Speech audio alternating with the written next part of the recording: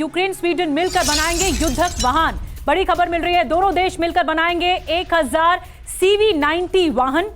Swedish tank को रूस के खिलाफ इस्तेमाल किया जाएगा और ये यूक्रेन की बड़ी स्ट्रैटेजी होगी।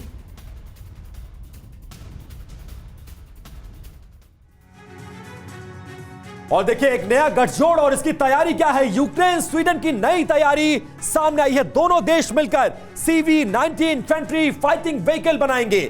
दुनिया के टॉप आधुनिक फाइटिंग व्हीकल में शामिल है CV90। Multi layer security movement में बेहद धीमी आवाज करने वाला यह व्हीकल है।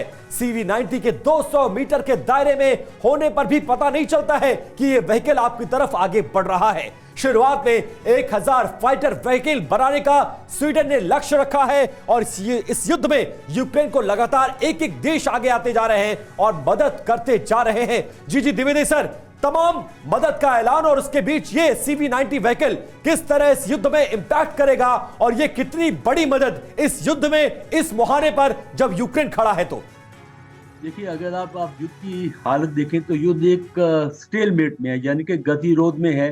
जो हम सोच रहे थे कि यूक्रेन का जो ऑफेंसिव है वो कुछ ना कुछ हद तक कामयाब होगा, वो नहीं हुआ है, क्योंकि एक तो उनके पास एयर पावर नहीं है, तो इसलिए अमेरिका F-16 एयरक्राफ्ट दे रहा है। और दूसरा जो टैंक्स और ICV जो C90 की बात कर रहे हैं, ये इन्फेंट्री कॉम्बैट व्हीकल है।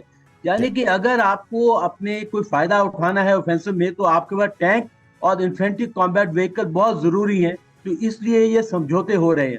और तीसरी बात जो है कि अभी ये 45 दिन है, इसमें काफी युद्ध में गर्मी आएगी, क्योंकि दोनों साइड कोशिश करेंगी कि उनको कोई ना कोई एडवांटेज मिल जाए।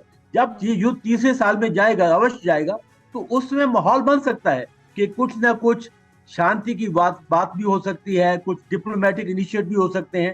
पर इस साल युद्ध 45 दिन जो आएंगे उसमें ये जो 1.5 महीना है बहुत इंपॉर्टेंट है। जी द्विवेदी सर, आप जो बोल रहे हैं, मैं आऊंगी आपके पास। एक बड़ी खबर जल्दी से बता दें, भीषण जंग के बीच यूक्रेन की भी बड़ी तैयारी है। अब तैयारी क्या आपको बताते हैं। सैनिकों की भर्ती के लिए नया कानून बनाएगा यूक्रेन। भर्ती के लिए कानून बदलने की तैयारी है। अनफिट सैनिक जो हैं, अनफिट सैनिकों को भी भर्ती करेगा यूक्रेन, ताकि और ज्यादा स्ट्रेंथ बढ़े। ये फैसला लेने की तैयारी की जा रही है, ये स्ट्रैटेजी बनाने की तैयारी यूक्रेन कर रहा है। और अनफिट सैनिकों के भरोसे कैसे यूक्रेन है, अब हम आपको ये बताते हैं। जी हाँ, बिल्कुल। और अनफिट सैनिकों के भरोसे अब ये युद्ध लड़ने की तैयारी में है ज़ेलेंस्की। सैनिकों की भर्ती के लिए नया कानून और पुराना कानून बदलने की तैयारी में है प्रेसिडेंट ज़ेलेंस्की। आर्मी में अब अनफिट सैनिकों की भी भर्ती होगी, क्योंकि सैनिकों की भारी कमी से जूझ रहा है यूक्रेन। अनफिट सैनिक फ्रंटलाइन पर नहीं भेजे जाएंगे, लेकिन बैकडोर में रखे जाएंगे। जरूरत पड़ी तो उनका इस्तेमाल किया जाएगा। पीछे की इन्फेंट्री लाइन में तैनात होंगे अनफिट सैनिक। काउंटर ऑफेंसिव में यूक्रेन को भारी नुकसान हुआ है और उस नुकसान की भरपाई करने के लिए यह नई तैयारी है। यूक्रेन को काउंटर ऑफेंसिव में मारे गए हैं हजारों सैनिक। फिलहाल ये तस्वीरें और ये डिटेल्स इस वक्त सामने आ रही है।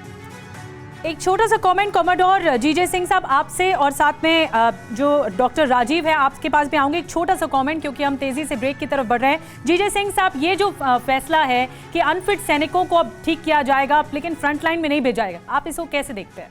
देखिए, ये तो मैं समझता हूँ कि देशभक्ति की बात है। जो जैसे आपने बताया था कि यूक्रेन के हौसले बुलंद है, वो अपनी आन बान शान की लड़ाई लड़ रहा है, अपने यूक्रेन माता की जय हो की लड़ाई लड़ रहा है। मैं इस पे कोई इसमें नहीं समझता कि कमजोरी है, क्योंकि फ्रंट लाइन में नहीं तो पीछे जो सपोर्टिंग लाइन होती, जो सपोर्ट सर्विस होती है, जैसे उनकी लॉजिस्टिक्स हुई, या ऑर्डिनेंस हुई, या मेडिकल हुआ, उसके अंदर सैनिक जो अनफिट है वो भी काम करेंगे। तो ये तो देशभक्ति का एक डेमोन्स्ट्रेशन मानता हूं मैं।